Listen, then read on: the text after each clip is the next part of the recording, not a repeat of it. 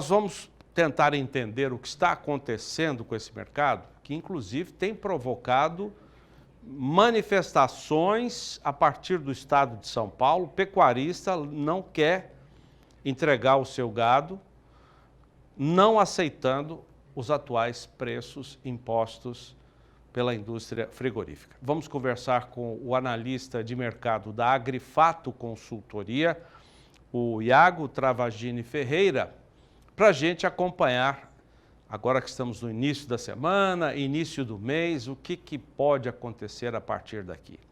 Ô Iago, muito boa tarde, mais uma vez, muito obrigado pela sua atenção com o canal do Boi, programa Mais Pecuária. Eu queria saber, você já conviveu com esse tipo de cenário? Tem notícia aí no pessoal da Agrifato, da Lígia, Pimentel, de um cenário como esse que nós estamos vivendo hoje? Bem, primeiramente, boa tarde, Zaidan. Prazer falar com vocês aí do canal do Boi, do Mais Pecuária.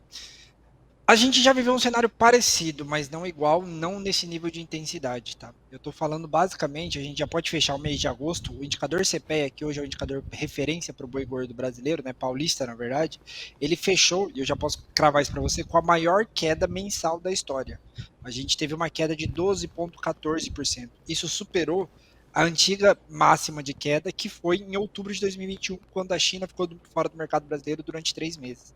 Então a gente está se deparando com a maior queda mensal da história, e não só isso, tá? Quando eu analiso o histórico, toda a série histórica e ciclicamente, a gente está falando também da maior queda cíclica da história. Desde que ele bateu o máximo, ele já recuou 43%.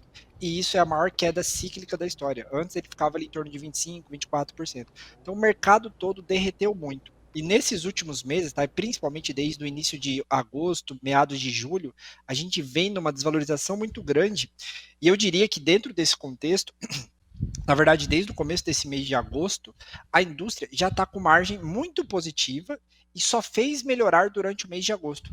Então, o que eu estou vendo agora é a indústria fazer uma margem muito positiva dentro do mercado interno, tá? Então, quando eu avalio o mercado interno, 70% da nossa produção é destinada para o mercado interno, eu avalio o preço da carcaça casada e o preço do boi gordo, um de cada ponta, né? Sendo o preço do boi gordo o custo e o preço da carcaça a receita do frigorífico, o frigorífico tem conseguido margens historicamente elevadas, talvez no maior nível da história, pelo menos do que a gente acompanha, tá? Então, esse momento está sendo muito bom para o frigorífico e quem está sofrendo muito é o pecuarista. Só que tem um ponto interessante: a indústria ela força o preço para baixo, mas ela tem efetuado compra. Então, o pecuarista tem entregue animais, sim, a preços menores, talvez aí pela necessidade de esvaziar para pagar a conta, tudo isso que pode ser atribuído a esse momento muito crítico da pecuária brasileira. A margem que você falou, que está no melhor nível da história, tá? Chega a quanto? Então, a gente avalia a margem, mas o número que a gente tem é o spread, que é a diferença entre a carcaça e o boi gordo. Essa diferença histórica normalmente fica entre menos meio, zero, ou seja, o frigorífico normalmente não faz dinheiro com a venda da carcaça somente, tá? Ele faz com subprodutos. Mas o que está acontecendo agora, a gente está falando de uma margem que está batendo aqui, hoje, né? Na verdade, semana passada chegou a bater 15% positivo. Ou seja, o preço da carcaça, que é o principal subproduto, que normalmente ele não faz dinheiro, não faz margem com esse produto, ele está 15% maior que o preço do boi gordo. Isso levanta justamente essa margem muito boa para os frigoríficos, provavelmente no maior nível da história. Isso faz a gente pensar que, em função de uma margem como essa, não vamos nem falar 15, vamos falar de 5, 8, uma margem menor, metade disso que você está registrando agora. Com base nessa margem, não há justificativa para tanta pressão nos preços do boi. Então, no final das contas, a indústria vai pensar nela. E o pecuarista, assim como quando estava 350 e aquela margem bem ruim para o frigorífico lá em abril de 21, eles vão pensar cada um em si próprio. Então, dentro desse momento, não haveria justificativa para o frigorífico continuar impondo quedas aos preços. Mas, como o pecuarista quer vender e ele está digamos assim, com a corda no pescoço, seja por contas a pagar, seja porque a cada dia que o animal fica no confinamento ele gasta 20, 25, 15 reais a mais, o pecuarista vai até o frigorífico e propõe a venda.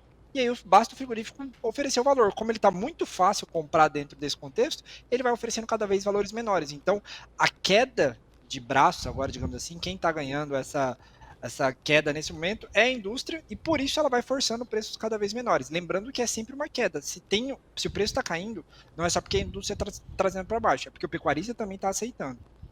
É, pois é, tem esse lado, mas a gente já vai chegar nesse ponto aí também, de que o pecuarista está aceitando, mas já há campanhas contra essa, entre aspas, passividade diante das pressões da indústria. Na semana passada, nós tivemos a informação da venda de plantas da Marfrig para o Grupo Minerva, que se tornou mais gigante ainda nas exportações, dominando o mercado. E agora, na lista que o Ministério da Agricultura mandou à China na semana passada, de possíveis candidatos a exportadores, predomina JBS e Minerva. Marfrig também, só que Marfrig na parte de aves. Essa concentração parece que não tem fim, ao contrário, está aumentando. E você acredita que isso pode ser uma justificativa maior para esse atual quadro da pecuária? Se você analisar em histórico, sim, tá? Porque a gente tem um mercado, quanto mais um mercado concentrado, mais definido ali apenas um ou dois, três compradores, normalmente, historicamente, isso é pior para qualquer setor da sociedade, seja frigorífico, seja para a indústria de pneu, enfim, qualquer coisa que você vá botar aí na conta. Quanto menos opções de venda você tem, menos competitivo é o mercado e aí, consequentemente, você sofre mais. Nesse momento específico, a compra não foi feita ainda, né? Então, se demora 12 meses, o CAD vai ter que aprovar. Se ele aprovar na sua totalidade, essa compra específica do Minerva sobre a Marfrig leva o nível de concentração dos dois maiores, né, muito grande. A gente deixa de ter três grandes players e passa a ter dois grandes players concentrando muita oferta, digamos assim. Eles concentram grande parte do poder aí. A gente está falando em torno de 40% do mercado de abates de bovinos do Brasil na mão de dois grandes players. Então isso sim pode ser assim, deve ser um pouco pior para a pecuária brasileira, para os pecuaristas brasileiros, pode sim gerar uma concentração maior nesses dois players. E no final, né, o que a gente vê é que não explica o que está acontecendo agora, mas como a gente já vem de um quadro de concentração frigorífica há anos, ele tem a sua parcela de culpa sobre esse momento específico. Agora, o Iago, o produtor de São Paulo, por exemplo, já começou campanhas na semana passada dizendo o seguinte: abaixo de 200 não entregue abaixo de 200. Até 200 tudo bem, vai entregar para você quitar uma conta ou fazer caixa, mas abaixo de 200 não. O que você acha de uma campanha como essa? Isso sensibiliza a indústria? Então, essa é uma campanha que já poderia ter vindo a ocorrer antes. Não sei sinceramente, eu não sei se vai sensibilizar a indústria, mas precisa sensibilizar a parte da venda, que é o pecuarista. A gente tem que ver a efetividade com que isso vai ocorrer. Então, já tivemos campanhas parecidas no passado, não quer dizer que a gente vai ter novamente efetividade nesse momento com essa campanha. Mas o fato é, se o pecuarista conseguir interromper essas entregas volumosas que ele tem feito nesses últimos meses, ele sim, a indústria tem sim espaço para pagar mais no preço do boi gordo. Isso é fato pelo que os números de carcaça e boi gordo nos mostram. Na última sexta-feira, o mercado futuro de boi gordo fechou os contratos para outubro e dezembro em alta. Seria um sinal de uma, pelo menos uma, eu não digo uma alta nos preços do boi, mas um sinal de que isso vai ser estancado, essa pressão forte vai ser estancada? Podemos interpretar assim? Sim, com certeza. Hoje, inclusive, a gente está vendo uma forte alta para os contratos futuros do boi gordo, seja para novembro, dezembro. A gente já tem referências de preço para dezembro muito próximos, na verdade, superiores a 220. Então, sim, pode acontecer esse processo de valorização dentro do boi gordo, principalmente quando a gente vê essa oferta, essa questão de oferta, o pecuarista começando a conseguir ser mais tranquilo nas entregas, né? Ele começar a não deixar a indústria tão confortável nas suas escalas de abate. Então, se essa pressão dos R$ 200 que as indústrias, que os pecuaristas estão tentando organizar aí for efetiva, tem espaço sim para uma valorização do boi gordo. E isso já está sendo precificado na Bolsa. Então, a Bolsa acredita que há um processo de recuperação possível para o boi gordo, principalmente a partir de novembro e dezembro desse ano, que você vê ali preços R$ 20 acima do que são negociados atualmente.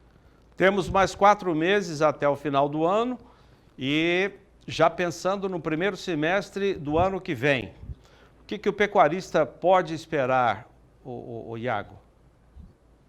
Certo. Aí tem um grande desafio dentro da pecuária para o próximo primeiro semestre, né? Próximo semestre, que eu diria que ainda a gente deve enfrentar um contexto de oferta de fêmeas elevadas. Então, a gente ainda vai ter uma oferta volumosa, consequentemente uma produção de carne grande, mas não é um cenário muito parecido de derretimento com o que a gente vê agora. Por quê? Porque a gente vai ter um pecuarista que vai ter pasto, que vai ter mais condições de manter o animal dentro do pasto ali, sem ter a necessidade de venda muito volumosa, e até mesmo porque a gente já está tendo muita liquidez de carne, né, de venda de carne, nesse patamar de 14, 13,50, que é o boi de R$ 200, boi de 205. Então, no final do dia, sinceramente, o que a gente visualiza aqui da Agrifato vai ter aumento de oferta, assim, a oferta vai continuar volumosa. No entanto, a pressão negativa deve estancar. A gente não enxerga um preço do boi gordo se desvalorizando muito mais no primeiro semestre do próximo ano. Iago, vamos ver se a conta fecha. O que vocês da Agrifato pensam sobre isso? As exportações, que são uma ferramenta importante para regular preço aqui, terminaram agosto em queda, uma queda pequena, mas queda em relação a agosto do ano passado.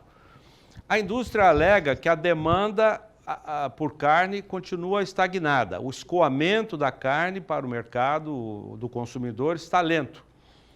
As ofertas continuam aumentando, com os abates principalmente das fêmeas. Onde é que está indo essa carne, então? Não é para exportação, porque a exportação diminuiu. A demanda interna não está sendo aquecida. As ofertas estão chegando. Onde é que está essa carne? Seria essa oferta a alegada escala confortável da indústria ou tem uma outra interpretação? Então, a gente pode até ter uma queda no comparativo anual das exportações, e de fato tá? A gente está exportando 5% a menos do que no ano passado. Mas em toneladas, a gente está falando em torno aí de 70, 80 mil toneladas a menos, ou seja, a exportação continua muito forte ainda. Ponto. O que acontece? Quem está tomando boa parte dessa carne, apesar de uma demanda não estar aquecida, é o mercado interno. E o grande ponto, apesar da demanda não estar aquecida, se você reduz preço, você chama a população para consumo. Então, quando você traz um colchão mole de R$ 40 o quilo para R$ 25 o quilo, é óbvio que a população vai começar a consumir mais carne bovina porque ela tem um padrão de preço que está reduzindo. Então, o que a gente está vendo, e provavelmente vai cravar isso esse ano, o brasileiro vai comer mais carne em 2023. O grande ponto é, ele não vai comer pagando os preços do ano passado, dos últimos anos, porque justamente a gente está atraindo esse brasileiro para consumir mais carne. Mas a carne está indo para o mercado interno, sim, ela está indo com um preço menor, mas assim, essa queda de preço que a indústria tem repassado, ou até mesmo o varejista tem repassado, não está no mesmo nível que a queda do boi gordo.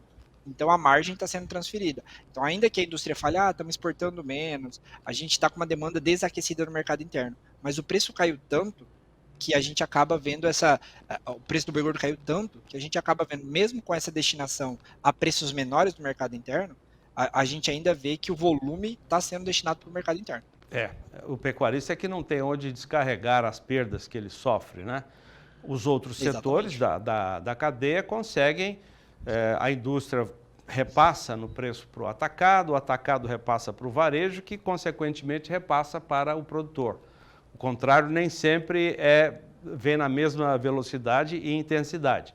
O pecuarista é quem fica sozinho sem ter onde descarregar ou aonde descarregar essas perdas todas. Mas não é novidade, não é a primeira vez, portanto, que diante de cenários ruins para o pecuarista, haja movimentos de pecuaristas, de cooperativas, interessados em fazer o próprio abate, em fazer a própria comercialização da carne, alugando frigorífico, enfim.